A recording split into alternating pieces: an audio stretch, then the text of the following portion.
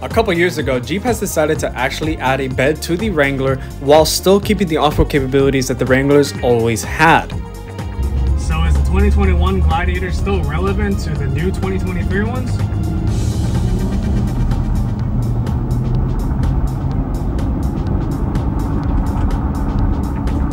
I think so. I really do. You're watching the 2021 Jeep Gladiator Mohab Edition. This is General Cars. Let's get straight to it.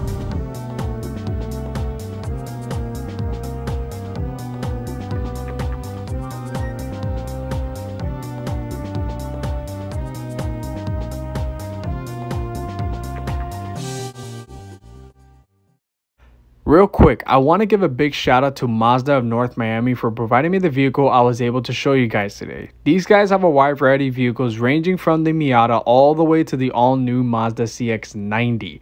They also have some nice deals going on right now with the majority of their cars in inventory, so if you're looking for a nice, affordable luxury car, I would highly recommend you guys check out Mazda of North Miami.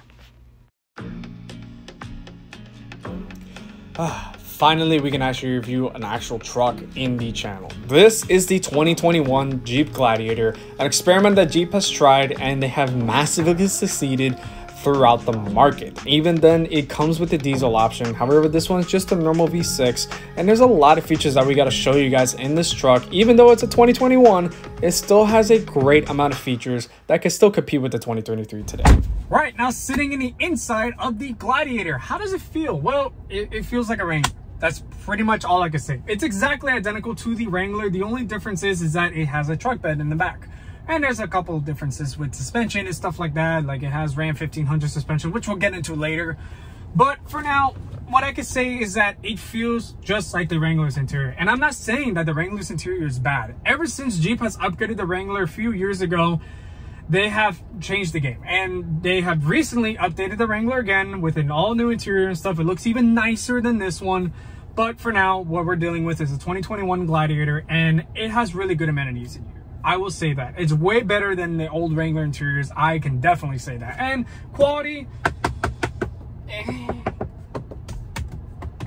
it's a Jeep, so it's not going to be really good quality and stuff anyways. But I mean, you're going to probably go off-roading in this one is spec off-roading, and I've seen the engine bay already. It is pretty muddy, so this guy has definitely went off-roading in this thing before, so it's not really something that you want a really nice interior on. Maybe nice seats, which it does have nice seats. The leather seats feel great, but that's about it, you know.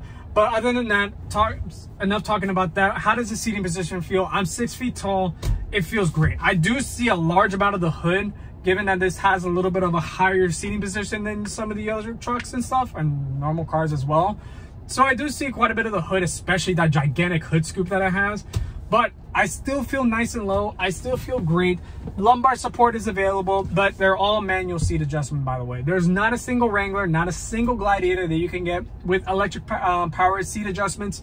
It's completely manual, and I like the simplicity of manual seat adjustments. That's awesome. You also, for the Mohab, and that only comes with the 3.6 liter Pentastar V6, have a 6-speed manual. I was very surprised by this when I actually saw this. I have never driven a Gladiator manual yet. I've driven Wrangler manuals, and I used to work at a Chrysler shop for quite some time, so I had my hands on a lot of Gladiators and a lot of Wranglers. I have yet driven a Gladiator manual, so that is something pretty cool that I actually had the privilege of driving today. So, and you also have your 4-wheel drive shifter here. It's all manual. I love the fact that it's manual. So I'm not going to shift all the way to 4 low and stuff because that's a little bit complicated. And you also have your axle locker, and you also have your differential locker as well on the bottom right here. So that's something cool that as well you can have. And also your windows are all powered, and they're all placed at the center here because you can dismount to your doors and take off your doors. That is something pretty cool that only Wranglers have, and now the Bronco has it as well. I mean, technically you could take out all the doors in any type of car that you want, but just why would you do that? Pretty much. So it's kind of cool that the Gladiator has it. That's pretty awesome to have. And you can also dismount the roof as well, which I'm not going to do right now, but it's just by a couple levers and stuff, and it could just come right off. So that's also pretty cool as well. You also have speakers basically mounted right on top of your headrest. So that's another cool feature to have. So pretty spacious interior. I will say this interior is relatively comfortable. There's a lot of stuff in the Uconnect system that comes with a whole bunch of stuff. And for the Gladiator, you also do have some nice camera options, I guess. So you have a front view of the camera, which is covered by the gigantic winch that this thing came with. And also you can have the view of the rear camera. So when you're off-roading and stuff, it's nice to have those things so you can kind of see where exactly you're going. So that's pretty nice to have. And speaker sounds pretty good in this truck. And also the Uconnect system, as I will say, it's phenomenal. I love the Uconnect system on these things. They're very easy, very intuitive, and they're very quick to get to where you want to be at. So I love the Uconnect system in here. You also have a half analog, half digital gauge over here. Digital obviously right in the middle, so it has a lot of stuff that you can check in your menus for your fuel mileage, your degrees of like what angle you are when you're off-roading stuff. It's freaking cool. So that's another thing that you have as well. You also have a nice glove compartment here that has decent storage and a lot of stuff here that I don't even know what this is. Okay, that's looks like it's a heater. All right, anyways, you still have a nice glove compartment here, center armrest that has 2 storage areas right here, by the way. Forgot to mention that. So that's pretty cool too as well. So pretty good amount of space. And we're gonna jump back in the rear seats too, just so I can show you how much legroom it has. It actually is one of the largest leg spaces that I've sat in so far in a mid-size pickup truck. So I will say that, so that's a good thing. And also, if you're not interested in a manual tube key, don't worry. There is 8-speed automatics out there for the 3.6 Pentastar. And the diesel is discontinued for the new one. But yes, you could get the 3-liter Eco Diesel on the Gladiator. That is another option you can have. Eventually, Jeep is going to bring out a plug-in hybrid version of this thing, a 4xe very soon. So that's something to just kind of keep in mind of. But yes, you know, you do have the option of getting the 8-speed automatic as well as the diesel, which unfortunately is going away for the new models. It's very sad, and it's a pretty cool engine. Not the most reliable, but it's a pretty cool engine. So let's go jump in the back seat. Right, now sitting in the back seat of the Gladiator, how does it feel? I got space back here. Actually, that's genuinely surprising for a mid-size pickup truck, as there's the majority of pickup trucks that I get into, mid-size I'm saying specifically, I never have space really in the back seats. And this one, I actually have good space. So I cannot complain about that. I can put my legs sideways and stuff. I'll feel nice and comfortable. I can place my arm right here and I will be perfectly fine during the ride. You don't have any armrests here. That's a bit irritating, Jeep. I don't know why it doesn't have it. That it's not included for the Gladiators, unfortunately. However, you do have some cool amenities such as, you know, windows right here. The window controls are right here because obviously you can take outdoors. It's just a Jeep thing. You also have rear AC here, which is pretty nice to have. And you also have your 2 couples here with a 150-volt outlet or house style outlet, as well as USB and USB-Cs up here. There are 4 plugs, literally like 5 different plugs that you can put in here. So that's actually pretty cool to have. I like that. There's also a little storage compartment here with a net right over here. So you have that comes for the driver's seat as well as the passenger seat. And you also have some nice floor mats too that are obviously not mounted because this car is for sale. So they obviously take that out. But yes, that's exactly what is included with the Gladiator. And you also have a little window right here. So that's actually pretty neat to have as well with the 5.5 or 5 foot bed that you have back there. So pretty good. Honestly, leg space is not bad at all. It's actually very good for a mid-size pickup truck. The only thing is, obviously, these Gladiators are a little more expensive than majority of other trucks, but these are still pretty capable pickup trucks. Luckily, the tailgate is completely damp, so that is a good thing. But all you get with the Gladiator is a 5 foot bed. You only get 4-door, 5 foot bed. That's it. You also do have some nice LED lights on the side, as well as some tow hooks. And there's some strange screws that I have no idea where it came from, but they're just there.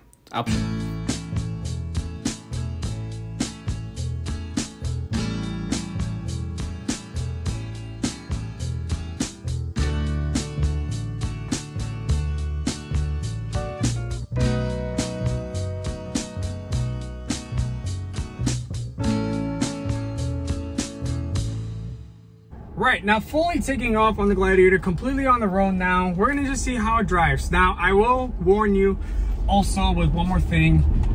It is gonna be a little bit loud and it's still gonna be a little bit jolty, but I adjusted the camera enough so it won't be super jolty and stuff. So hopefully the video won't be coming out terrible. But how does it like to drive? Other than the ridiculously loud tires, mind you, this is the Mohave edition, so this is gonna have some more beefier tires on this truck normally than any other type of Gladiator and stuff. How does it drive? Well, other than the tires, like I said, it's relatively smooth. This is where I wanted to talk about the differences between the Gladiator and the Wrangler a little bit, because this is what people kind of see it as. It's more so like a Wrangler with a pickup truck, right? That's just what it kind of, majority of people would assume, but that's not really entirely the case. What is the case though is the fact of that this is more so than just a Wrangler with a bed. This is more so of a Gladiator to itself. Yes, there are a lot of bits and pieces that are very similar to the Wrangler, such as the front end, the interior, some of the backseat bits and stuff, but that's pretty much it. When it comes to suspension, it is a little bit different. Yes, it does have similarities with, you know, the Wrangler itself, of course, with the front end suspension, but the rear end suspension is engineered differently. It's similar to the Ram 1500. The reason why is because it's more stretched out. The truck is a little bit more based on the Ram 1500 with a lot of goodies from the Wrangler. It's still two solid rear axles. It's still two solid axles from the front end and back, so it still has a lot of flexibility that you can do off-roading. However, the suspension is very different compared to just the normal Wrangler, with the fact that the Ram 1500 suspension is built similarly like the Gladiator. So that's just something to keep in mind with, and there is a difference while you're driving this thing on the road. I've driven Wranglers before, and I've driven the new ones, I've driven the old ones. This feels 100% much more stable than the Wrangler, and I can actually drive this straight without any issues. Granted, the tires actually have been maintained pretty well, but also it's just way more stable to drive. You know, yes, there are still a little bit more instability and stuff, and you know, there's still going to be some bounces that you're going to feel here and there, but it's not entirely terrible to drive. And I actually am more comfortable driving this truck around than the Wrangler. It's just simple. And with power,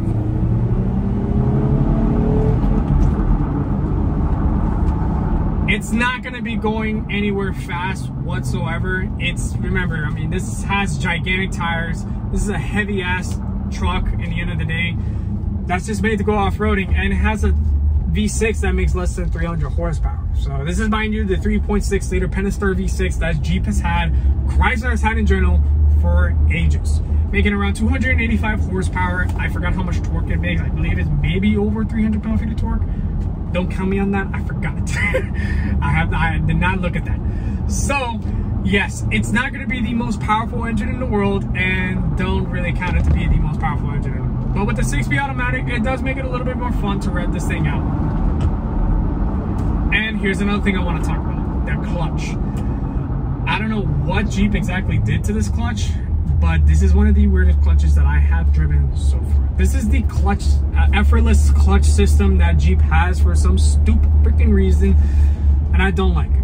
I really don't. It's not the worst clutch that I've driven so far, but it's probably one of the most tedious ones that I've driven. Simply because of the fact that the clutch is really light. I've driven old Wranglers before, and the clutch felt heavy, but it actually felt like there was something there. There was a bite point. You do feel a bite point with this Gladiator's clutch, but the thing is that this clutch is so light that it's like you have to really nudge with it, and that's something that I really don't like at all. Sorry about that. That's just my GoPro going off. So, but anyways, like I was saying, the clutch is not entirely the best. That's mainly what I kind of wanted to bring across. So yes, it's something to kind of get used to. It's not like it's the end of the world. It does make driving manual easier, and I do have an easier time understanding how to drive this truck rather than a normal clutch. It just ruins the fun for me. Luckily, there is no rev hang on these Gladiators, so that is a good thing that this thing does not have. There's no rev hang on this truck. And on top of that, the shifter feels great. The shifter feels very natural. It's very easy to know exactly what you're going into. And reverse is kind of like the Mustang style, where you have to pull a little switch and to get into yourself in reverse. And it's pretty good. So that is a good thing. At least majority of the stuff in here feels natural. The steering, again, it's electric power steering, so it's not, you know, hydraulic power steering like the old trucks used to be and stuff. That's not entirely a bad thing. These things are normally typically very heavy, and especially with these gigantic tires that this thing has, it is a little bit more of a pain to drive around and stuff if you have those gigantic tires. So electric power steering, it's not the end of the world. I kind of like it, to be honest with you. This also has a feature known as auto start stop. One of my features that I absolutely cannot stand. I don't think it's going to do it, but we could try to test it out to see if it'll work. But yes, this thing does have auto start stop. And for people to understand how does this auto start stop work for these Wranglers, it's a 2-battery system. So it has the main battery and then it has the auxiliary battery right below that gigantic battery on these things. The reason why I know this is because I used to work on these things a lot, and these auxiliary batteries go out a lot. It's extremely annoying, and this is probably one of my biggest turnoffs that I don't like about this truck. It's horrible. However, when it does work, it will work fine, and it will shut the engine off for a couple seconds until just turn back on whenever it just needs to power up. Typically, it's a very picky system as well, so you have to have the AC on at a certain fan speed. You know, you have to have your seatbelt on, you have to have the steering wheel straight, you have to have a whole bunch of stuff. And for the manual, you have to make sure you're neutral. It's a bunch of stupid stuff. The moment you press the clutch, it turns the engine on. So, not really entirely the biggest fan of this, but it's there if you want that. You know, obviously it comes with the diesel model as well, and obviously the Wranglers have it for all kinds of motors of whatever you want. So it's there if you really are looking forward for that. I'm not a personal big fan of it. They can keep it, to be honest with you. However, outside of that, what is my overall rating of the Gladiator compared to most of the midsize trucks? I've owned a Chevrolet Colorado for quite some time, but it was the extended cab, but it was thick. And I really like that truck. I still love that truck to this day, man. And it's really good at gas, and it just drives very simple. I mean, it's a base model truck, but it drives really good. But I've driven the diesel one before, and I've driven the diesel Gladiators, I've driven Tacomas, I've driven Rangers. Overall, the Gladiator, it's more so in the middle because of how expensive these things can be, but they're also very comfortable as well. In my opinion, they're probably one of the most comfortable midsize trucks you can get. But I don't like is the fact that you don't have the option of getting a long bed with these things. It just comes straight up as a crew cab, short bed, that's it. But I'm more understanding with the Gladiators because it's more based on the Wrangler. So it's not like they're going to try to be super flexible with something like this, especially since it was a gamble to see how successful it's going to be. And it was a very successful truck, you know. So, and I do really sincerely appreciate the fact that this thing comes manual too. There's no other trucks out there in midsize that come manual anymore except for the Tacoma. And the Tacoma has just been released recently with a manual transmission. So this and the Tacoma are the only vehicles right now that I can think of that come stick shift right now, and that's very much appreciative. So let's go out to a little off-road spot that I know it's not going to be anything extreme, but I'm extremely nervous. Not really, but it's just to kind of see what happens with the suspension and stuff. So hope you guys enjoy this. All right, I'm really nervous. Let's do this. Only time we're going to do any type of off-roading business. I'm in reverse. So let's just see how good the suspension articulates, and let's just see how good off-roading it does. So as we're about to dip down right now, let's just see. Let's just see. Now I have to push in the clutch a little bit. Let's see. I am a professional off-roader. Absolutely. Pop can go over potholes for days.